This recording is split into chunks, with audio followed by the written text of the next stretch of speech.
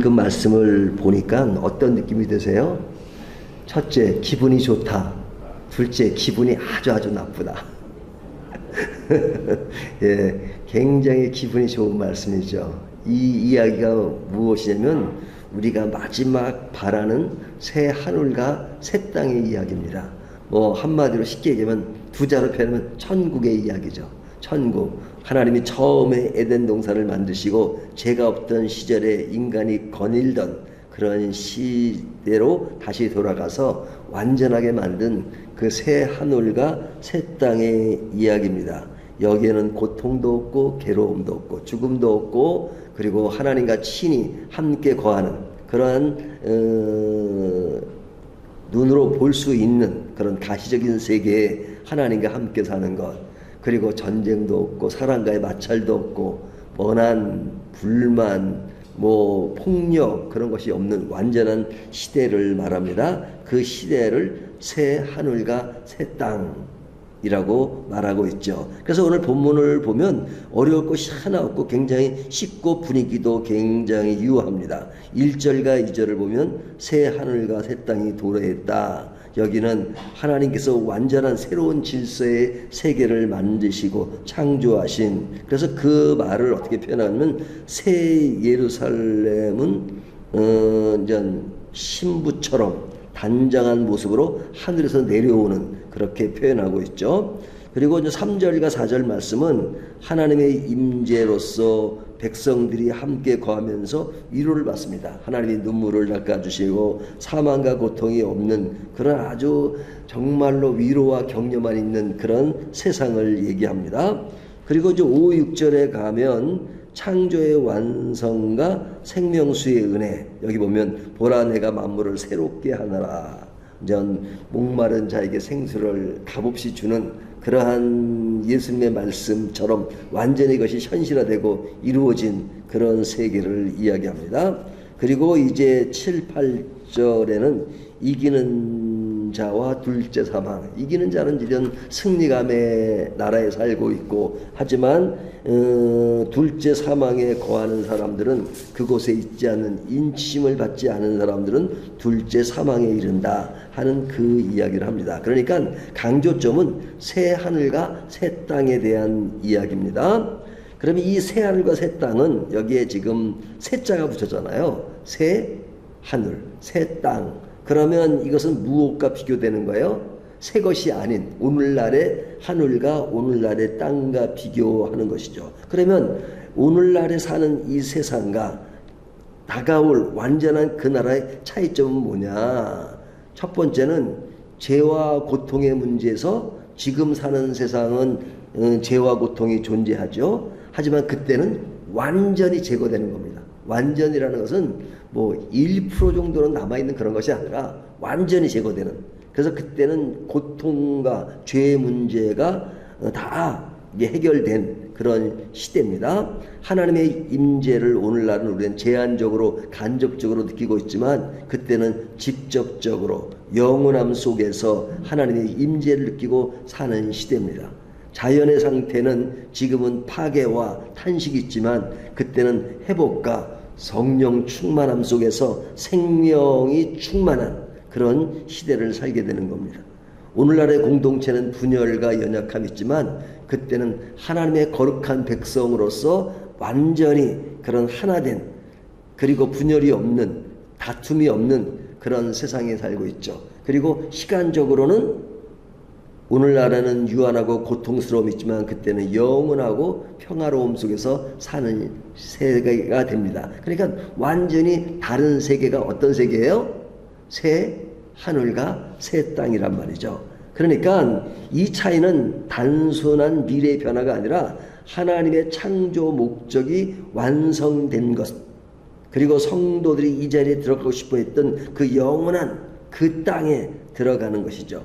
그래서 이 땅에 들어가면 이제 하나님이 주시는 은혜로 꽉 차 있습니다. 물론 오늘날도 우리가 믿음 안에서 하나님이 주시는 은혜를 받고 살지만, 그러나 그것은 이렇게 나그네로서 이 세상에서의 그런 본향으로부터 오는 하나님의 위로가 하나님의 주권 안에서 이루어지는 것이지만, 그때는 모든 것이 다 완성된 완전한 그런 상황 속에서 하나님이 주시는 은혜를 누리고 있습니다.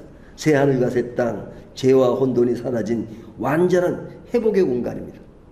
그리고 하나님의 임재, 친히 함께 거하시며 장막을 펼치시고 눈물을 닦아주시는 고통과 사망의 완전한 종식, 생명수의 은혜, 목마른 자에게 값없이 주는 영생, 자녀됨과 상속, 이기는 자에게 주어지는 하나님의 자녀와 그런 신분과 유업이 이루어지는 것이죠. 그래서 이러한 곳에서 그때 그곳에 있는 사람들이 그런 세계 속에서 하나님을 바라보면서 어떤 반응을 보이고 있느냐, 제가 일일이 오늘 다 읽진 않지만요, 첫 번째는 경배가 있죠. 경배, 하나님을 향한 경배. 주여 어찌 이런 은혜를 하면서 시작되는 전적인 예배. 어떤 사람이 우스갯소리로 그래요. 아니 천국에 가면 맨날 예배만 드린다는데 그 지루해서 어떻게 살아요? 1시간 예배도 힘든데. 근데 이제 그때 예배라고 하는 것은, 우리는 예배 드리면 이렇게 꼭 이렇게 앉아가지고 이렇게 드리는 것만 예배로 생각하잖아요. 하지만 그때 모든 삶이 예배가 되는 것이니까 얼마나 좋은 세상입니까? 그리고 감사가 있습니다. 눈물 속에 흘러나오는 깊은 감격의 고백이 있고, 그렇죠? 그러니까 그때 보면 우리가 과거에 이 세상 살았던 그것들을 다 추억할 수 있는 그런 것이 있지 않겠어요? 근데 옛날에 어떤 고통스러운 시간들을 보냈는데 지금은 감격의 시간을 보낸다는 것. 그러니까 그때 입장에서 그때와 예전은 비교할 수 없는 그런 완전히 격차가 일어나는 세상이잖아요. 여기는 거룩한 삶을 살면서 그 은혜에 합당한 삶을 살고자 하는 열망 속에서 살아가는 것, 신뢰와 인내가 있고 끝까지 믿음을 지키게 하는 힘의 원천이 그곳에 있고, 공동체의 사랑은 함께 거할 백성으로서 타인을 향한 사랑과 섬김이 넘치는 그런 세상입니다. 자, 그러면 그런 세상 빨리 가고 싶지 않으세요? 근데 지금 당장 그 세계에 가고 싶다 그러면 그 세계를 가는 건 우리들의 개인적으로는 죽는 거잖아요. 그러면은 지금 당장 간다 그러면 어떤 생각이 드세요? 당장 가고 싶으세요? 이 말을 좀 오늘날 우리식으로 말하면 당장 간다는 지금 당장 죽는다는 겁니다. 그러니까 사람은 죽음에 대한 두려움이 있잖아요. 그러니까 죽음에 대한 두려움이 왜 있어요? 그런 본능적으로 가지는 죽음에 대한 두려움도 있지만 사실은 그 중에 하나는 또 이별이라는 아픔이 있어요. 이별. 그죠? 내가 죽으면 그동안 친하게 지냈던 가족들, 그 모든 사람들과 헤어진다는 거잖아요. 못 본다는 거잖아요. 그리고 나의 존재가 이 세상에서 없어지는 것이니까 이제는 모든 것이 이별되니까 그 이별에 대한 두려움이 있어요. 그리고 이 세상의 존재가 없어진다는 것 때문에 대한 그런 두려움이 있어요. 본능적인 두려움이에요. 죽음에 대한 두려움은. 그러니까 이 세상에 그런 헤어짐, 이런 두려움이 있어요. 하지만 다르게 보면 그런 이 세상으로 끝나는 것이 아니라 이 천국의 그 삶이라고 하는 것은 지금과는 비교될 수 없는 삶인데 그것으로 가면 정말로 좋은 데로 가는 것이잖아요. 근데 좋은 데로 가는 것임에도 불구하고 지금 당장은 아니에요. 아쉬워요. 왜 그렇죠? 사실은 그 세계를 아직은 우리가 경험하지 못했고, 그리고 이 말씀을 통해서 알 뿐이지 실감나지 않잖아요. 그리고 지금 헤어지는 것이 너무너무 아쉬운 것이죠. 그러니까 그 아쉬움이 커요. 하지만 그때 가보면 해석이 달라지겠죠. 그래서 성경의 고린도전서에 뭐라 그래요? 우리가 지금은 부분적으로 아나 그때서 온전한 것을 볼 때 그 부분적인 것들을 다시 해석하는 때가 온다고 얘기하잖아요. 그러니까 지금이 우리들이 가지는 그런 개념과 그때의 개념은 완전히 달라질 수 있죠. 제가 예전에도 그런 말씀을 가끔 드리지만, 양화진에 가면 그 우리나라 초창기 때 선교사 무덤이 있잖아요. 거기 아펜젤라 뭐 이런 분들의 무덤이 옮겨지긴 했지만 그러나 비문은 그대로 있잖아요. 그러니까 그 선교사들이 우리나라 와서 참 열심히 일하다가 돌아가신 분이 많은데 이렇게 가만보면 젊은 시절에 많이 돌아가셨어요. 선교사들이. 그 당시 우리나라에는 전염병 이런 것도 많고 그래가지고 그분들이 이렇게 뭐 그냥 20대 30대 돌아가신 분도 있고 그러거든요. 근데 그 뒤편에 보면 이 선교사 자녀들이 이렇게 죽은 무덤들이 쫙 있어요. 쫙 있어요. 근데 거기 가보면 뭐 하루 살다가 죽은 비문에 보면 뭐 저랑 같은 시대에 태어난 애도 있더라고. 55년 1월 1일 출생, 1월 2일 사망. 하루밖에 못 산 거죠. 하루밖에 못 산 거예요. 그런 거 보면 야, 지금 살아있으면 내 또래일 텐데 그냥 저 애는 선교사의 자녀로서 세상에 태어난 지 그냥 하루 만에 인생을 끝내고 갔구나. 되게 안타까운 생각이 들었어요. 근데 만약이 아니죠. 천국에 가서 그 사람을 만난다 그러면 뭐라고 얘기할까요? 뭐라고 얘기할까요? 아, 너는 하루밖에 못 살았으니까 그랬어요. 아이고, 나는 하루 만에 세상의 고통과 어려움을 하나도 느끼지 않고 바로 천국에 와서 바로 이 즐거움과 이 한의를 느끼고 있는데 당신은 그 세상에서 80년, 90년 고생 직사하게 하고 이렇게 왔군요. 그러지 않겠어요? 그러니까 그때 거기서 보면 이 세상은 진짜 고통스러운 것입니다. 진짜 고생이 심하고 진짜 하루하루 산다는 게 어떨 때는 힘들 때가 있잖아요. 우리가 이렇게 문화적으로 누리는 것은 많이 편해졌지만 그러나 여러 가지 뭐 고통이 없는 사람이 어디 있어요. 사람들 이렇게 다 열어서 보면 나름대로 다 고통이 있고 괴로움이 있고 자기만의 한이 있고 다 그렇잖아요. 그런 가운데서 믿음을 가지고 유지하고 살아가는 거잖아요. 또 살다 보면 마찰이 없나요? 있잖아요. 하지만 그때가 되면 완전히 그것이 사라지는 그때. 그러니까 그때를 보면 오늘날과 상상할 수 없는 시대에 살고 있죠. 하지만 우리가 그렇다고 당장 죽을 수 없는 거잖아요. 그렇죠? 그러니까 하나님이 지금은 우리에게 남겨진 이 세상에서의 삶과 또 사명이 있는 것이니까 하나님이 주어진 시간까지는 이 땅에 사는 겁니다. 살 때 어떻게 살아야 되느냐? 그 본향을 그리워하면서 그것이 본향이다. 그러니까 여기가 내가 살 영원한 땅이 아니고 그때 그곳이 나의 영원한 땅이니까 항상 나그네가 본향을 그리워하듯이 그리워하는 것. 왜? 그게 진짜 나라니까. 진짜 나라니까. 그러니까 진짜 나라라면 그 진짜 나라의 그런 주권과 그 나라의 국민과 그 나라의 어떤 실제적인 존재, 그 의미를 지금 내가 안고 사는 거죠. 나그네로 이 땅에 살지만 모든 관심은 그쪽에 있는 겁니다. 그쪽에. 그러나 나그네로 주어졌으니까 또 나그네로서의 어떤 충분한 삶을 가지고 사는 것이죠. 나그네로서의 또 겪어야 되는 그런 것들을 잘 누리면서 아주 신실하게 살아가는 거죠. 최선을 다해서 살아가는 것이죠. 그러니까 그런 본향을 두고 살아가는 사람과 본향이 없이 우리가 이 세상에서 죽으면 그냥 끝이고 그런 세계가 없다라고 하는 내세가 없는 사람들의 입장에서 보면 그냥 이 세상에 사는 동안만 그냥 충분히 먹고 즐기고 살자, 뭐 다가올 세상은 없다고 생각하는 사람은 이 세상을 마지막으로 생각하니까 이 세상에서의 결국은 인생에 뭘 느끼는 거예요? 허무함을 느끼잖아요. 예? 인생에 허무함을 느끼고 허무함을 느끼는 걸 다른 걸 뭐로 메꾸는 거예요? 어떤 인간의 말초신경과 욕망 이런 것으로 그런 것을 자꾸 채우고 그리고 인생의 끝이라고 생각하니까 전혀 내세의 흐름을 가지고 사는 게 아니라 지금 오늘 하루 그냥 먹고 마시고 즐기자. 이것이 세상 사람들이 갖는 의식 구조잖아요.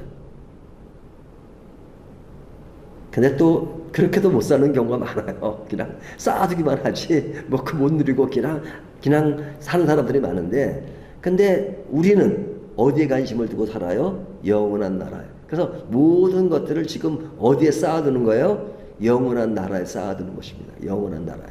우리의 삶과 우리의 인생과 우리의 모든 것들을 왜 거기에 쌓아둬요? 그것이 진짜 살 곳이니까. 그것이 영원한 것이니까. 그러니까 사람은 본능적으로 죽음에 대한 두려움이 있지만 그러나 두려움이 있는 것은 그건 어쩔 수 없는 거예요. 인생은 느끼는 것이에요. 하지만 그럴 때마다 이 말씀을 묵상하면서 우리가 인생이 것이 끝이 아니고 그날이 되면 다 될 것이다. 새로운 세계가 열릴 것이다. 그렇게 생각하는 것이죠. 그래서 이제 우리가 그 나라를 생각하면 사실은 그 나라를 가보지 않았으니까 그게 의문시되는 게 많아요. 의문시되는 게. 아직까지 해결되지 않는 것이 많고 하나님이 또 여백으로 남겨놓으신 분이 많으니까 여러 가지 이렇게 그게 진짜 될까? 내가 죽는 순간에 그런 세계를 맛보는 것일까? 그런 여러 가지 생각도 있잖아요. 저도 그런 생각이 들 때가 있어요. 그러면은 주님이 오실 때 지금 새하늘과 새 땅이 이루어진다는 거잖아요. 그러면 주님이 오실 때 새하늘과 새 땅이 이루어져요. 그러면 그때가 언제가 될지 모르지만 지금부터 1000년 후가 될지 뭐 100년 후가 될지 모르잖아요. 10년 후가 될지 모르는 겁니다. 그러면 한 사람은 죽었어요. 그러면 죽은 사람은 2025년 8월 1일 날 죽었어요. 그러면 주님이 오신 날은 300년 됐다 그러면 그 사람은 어디에 있는 거야? 그저 그런 의미는 들잖아요. 그러니까 천주교에서는 그런 교리를 맺고 있어요. 연옥이라는 것을 얘기해요. 사람이 죽으면 연옥으로 갔다가 그리고 나중에 기다렸다가 주님 오시면 천국으로 간다 그러잖아요. 근데 사실은 그런 것은 우리가 경험해 보지 못해서 모르는 겁니다. 하지만 하나님의 어떤 시간 개념 속에서 이해하면 조금 이해될 수 있는 부분이 있어요. 그것이 뭐냐면 우리들이 가지는 시간 개념은 과거와 현재와 미래 개념입니다. 그렇죠? 과거가 있고 현재가 있고 미래가 있는 개념이잖아요. 하지만 하나님이 가지는 시간 개념은 영원한 개념입니다.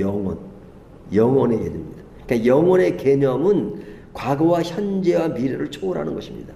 그러니까 우리의 시간 개념으로는 2025년 8월 1일 날 죽고